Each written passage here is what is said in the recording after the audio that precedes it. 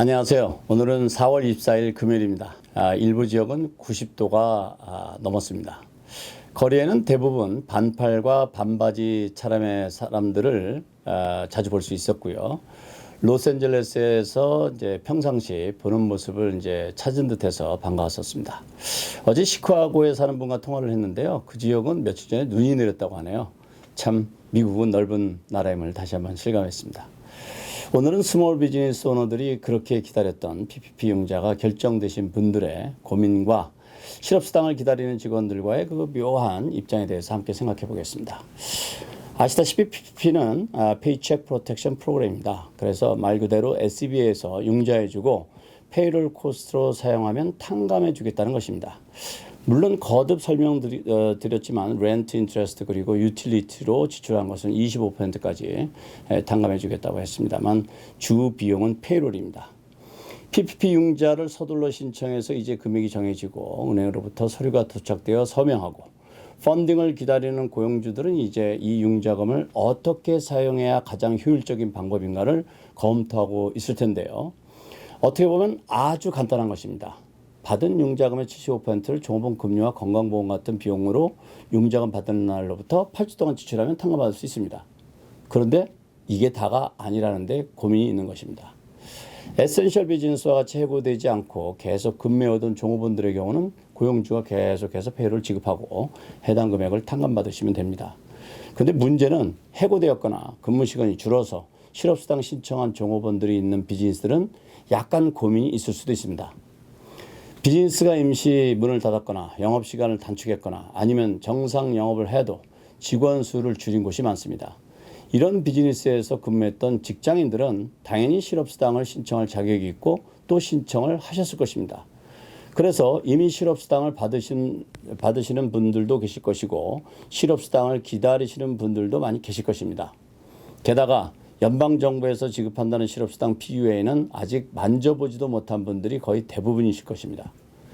그런데 고용주로부터 급료 지급의 연락을 받았다면 어떻게 하시겠어요? 그리고 고용주 입장에서는 영업 재개에 대한 불투명으로 이미 해고한 직원들을 복직시키는 것이 꺼려질 수도 있고 또 복직 통보를 해도 반대로 직원들이 실업수당 때문에 복직을 꺼려할 수도 있습니다.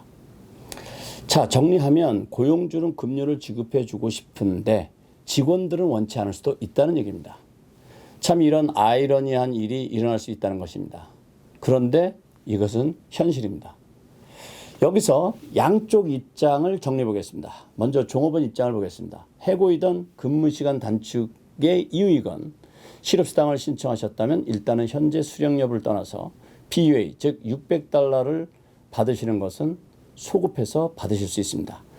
주마다 차이가 있겠습니다만 캘리포니아의 경우는 이미 3월 29일부터 7월 25일 사이는 최저 $167를 받던 것에 $600 더해서 지급하겠다고 공지를 했고요. 그 전과 후는 최저 $167를 받게 되게 됩니다. 오늘이 4월 24일이고 아직 정상으로 복직되지 않았다면 일단 실업수당 자격이 되는 기간은 소급해서 모두 받으실 수 있습니다. 이건 기간과 지급 방법의 차이는 있을 수 있지만 PUA 지급은 모든 50개 주가 같습니다. 왜냐하면 연방노동부에서 주정부로 이 자금을 보내면서 그렇게 하라고 했기 때문입니다. 아시다시피 이 자금은 주정부 자금이 아니고 연방정부 자금이기 때문에 주정부는 계약에 따라 연방정부 가이드라인을 따라야 합니다. 그러면 고용주의 오퍼를 받아야 하나? 이겠죠. 이것은 제가 결정할 문제는 아닙니다. 회사마다 개인마다 모두 사정이 다르니까요. 그러면 복직하면 실업수당이 완전히 끊기냐는 것입니다. 답은 상황에 따라 차이가 있다입니다. 복직한 후 8주 후에 다시 실직을 하게 되면 실업수당을 다시 신청하시면 됩니다. 복직을 했다 하더라도 코로나19 이전보다 근무 시간이 줄었다면 여전히 실직수당은 계속해서 받으실 수 있으십니다.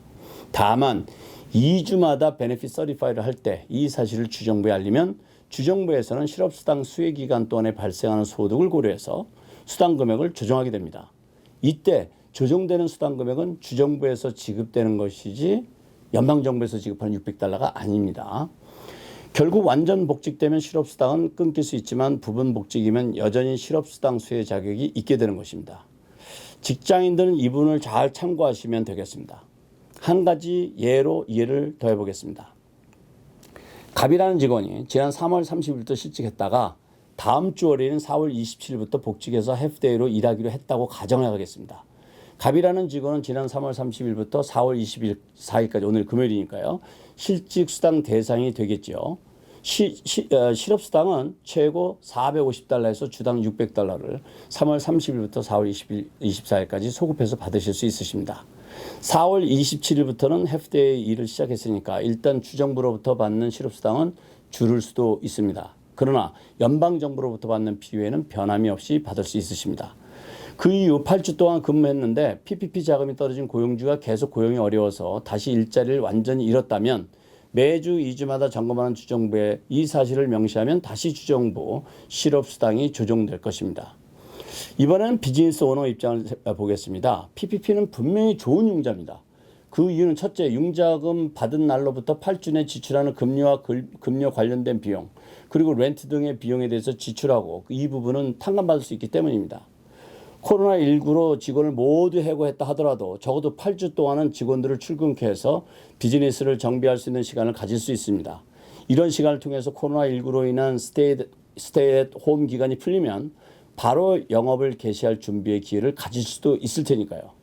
어쨌든 100% 직원이 복직되지 않더라도 적어도 이 기간 동안 급료에 대한 부담을 덜 수 있습니다. 이런 경우 직원 급료와 관련 비용의 100%를 탕감받을 수 있기 때문입니다. 두 번째는 혹시 탕감받지 못하는 융자금 잔액이 있다 하더라도 2년 동안 이자가 1%입니다. 그리고 6개월은 페이먼트를 하실 필요가 없습니다. 결국 사업하시는데 요긴하게 사용할 수 있는 소중한 자금이 될 수 있기 때문입니다. 아시다시피 이 융자는 기본적으로 정부에서 스몰 비즈니스를 돕기 위해서 푸는 자금입니다. 그래서 평상시 SB의 융자 절차와는 말도 안 되는 아주 간단한 절차로 융자가 진행되고 있습니다. 이런 융자는 받을 수 있으면 우선 받아야 합니다. 받고 나서 선택하시면 됩니다. 받지 못하시면 선택할 것이 없습니다. 코로나19로 비즈니스의 자금의 타격도 코로나19로 비즈니스의 지금의 타격도 타격이지만 코로나19 이후의 경제가 아직은 불투명합니다. 이때를 대비해서 자금이 있으셔야 합니다. 그리고 아시다시피 요즘은 융자가 잘 안 됩니다. 허가난 융자도 취소되고 있습니다. 은행들도 고민이 이만저만이 아닙니다. 이미 융자된 많은 론들이 체납되거나 아예 못 받게 될 것을 염려하고 있습니다. 지금 백화점들도 여기저기서 파산 신청을 고려하거나 이미 파산 신청했습니다. 이런 상황에서 융자가 이루어지겠습니까? 우리가 간혹 메인 이슈가 주변 이슈로 인해서 묻히는 경우를 보게 됩니다. 융자 탕감은 대단히 중요합니다. 그렇지만 융자 받는 것 자체가 중요하다는 점을 간과해서는 안 되겠습니다. 자금이 풍부한 비즈니스 오너 입장은 다를 수 있습니다. 우리는 지금 그런 입장을 얘기하는 것은 아니죠. 저는 그래서 일단 무조건 신청하고 받아야 한다는 주장을 줄기차게 해오는 것입니다. 이런 환경에서 내가 신청만 하면 받을 가능성이 높은 융자를 받을지 말지를 망설이는 것이 현명한 것인지는 여러분 판단에 맡기겠습니다. 자, 이제 현실적인 생각을 해보겠습니다. 최대한 탕감을 위해서 융자금 지출 중에 직원 급료 비중을 높여야 합니다. 반면 PPP 신청 시 제출한 직원 수와 융자금 수령 이후의 직원 수가 감소하게 되면 탕감 금액이 조정되게 됩니다. 따라서 이 부분도 고려해 봐야 합니다. 그러면 질문이 생기겠죠.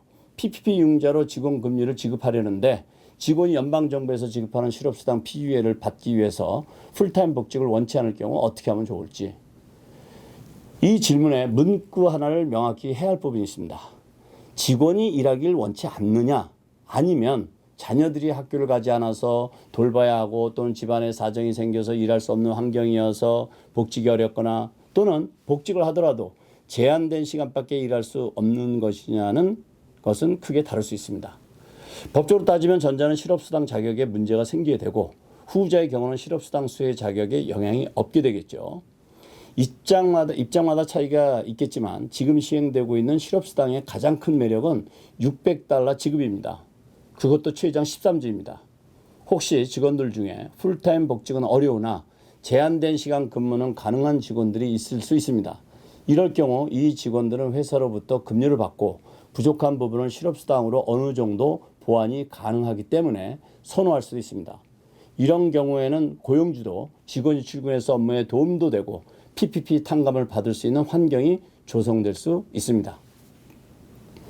오늘 드린 말씀을 정리해 드리겠습니다. 첫 번째는 PPP 융자를 받기 시작했습니다. 융자 받은 스몰 비즈니스 오너들은 탕감 조건에 맞게 지출하는 것을 잘 이해해야겠습니다. 두 번째는 PPP 융자 받은 고용주와 직원 간의 융자 탕감 조건과 실업수당 조건으로 고민이 있을 수 있습니다. 세 번째는 융자가 대단히 어렵습니다. PPP 융자는 모두 탕감받지 못한다 하더라도 대단히 유익한 융자가 될 수 있습니다. 오늘은 여기까지입니다. 감사합니다.